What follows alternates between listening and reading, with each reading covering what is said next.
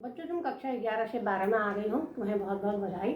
आज मैं तुम्हें गद्य खंड का प्रथम भाग, जिसका विषय है भक्ति और जिसकी लेखिका महादेव वर्मा है, उनके बारे में मैं बता रही हूँ। यहाँ मुख्य पात्र है भक्ति, जिसका बचपन का नाम लक्ष्मी था। विवाह के उपरांत ही वह अपने ससुराल आ गई, जिसका विवाह 5 साल की अवस्था में ही कर दिया गया था। हम यहाँ देखते हैं, विवाह के उपरांत ससुराल आने के बाद सास और जेठानियाँ यह चाहती थी कि यह इसकी पुत्रियां न हो, केवल इसके पुत्र ही हो। लेकिन इसके उपरांत भी पुत्री होने के बाद उसे प्रताड़ित किया जाता था, परेशान किया जाता था।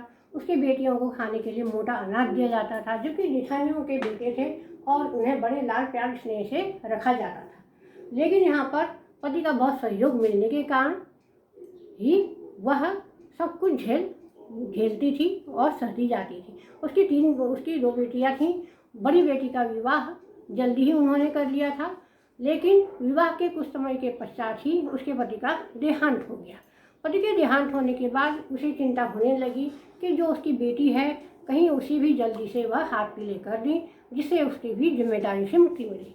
दूसरी बेटी का विवाह कर दिया था, लेकिन कुछ ही समय के उपरांत जो दूसरी बेटी थी वह विधवा हो गई। विधवा होने के तुरंत बाद ही वह मायके आ गई। अब यहाँ पर शुरुआत होता है सास के द्वारा उसे प्रताड़ित करने का काम, और दूसरा विवाह के लिए बार बार भक्तिन से कहा जाना कि तुम जल्दी से विवाह कर लो, क्योंकि तुम अगर विवाह कर लोगी तो घर में रहोगी और संपत्ति की देखभाल भी हो जाएगी।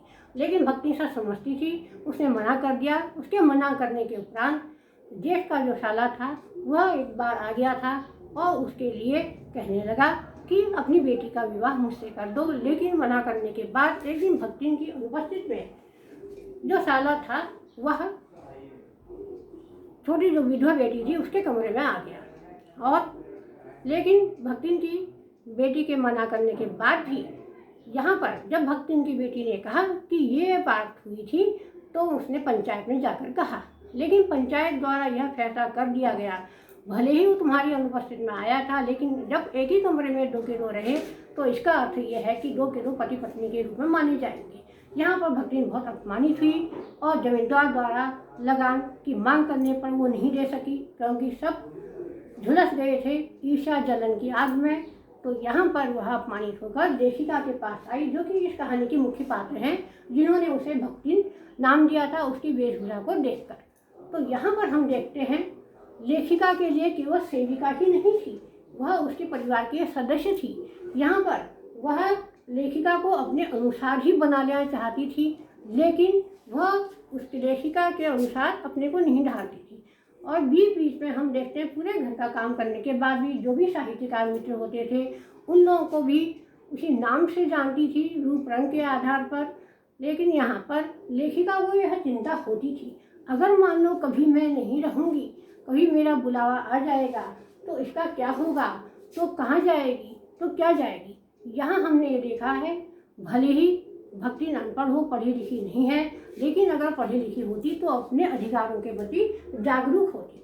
वास्तव में हम यहाँ ये दिखाना चाह रहे हैं इस कहानी के माध्यम से, अगर अपने अधिकारों के प्रति जागरूक होती, यहाँ पर वो लेखिका के द्वारा पढ़ना लिखना सीख लेती, तो उसकी कहानी कुछ और ही रूप ले लेती।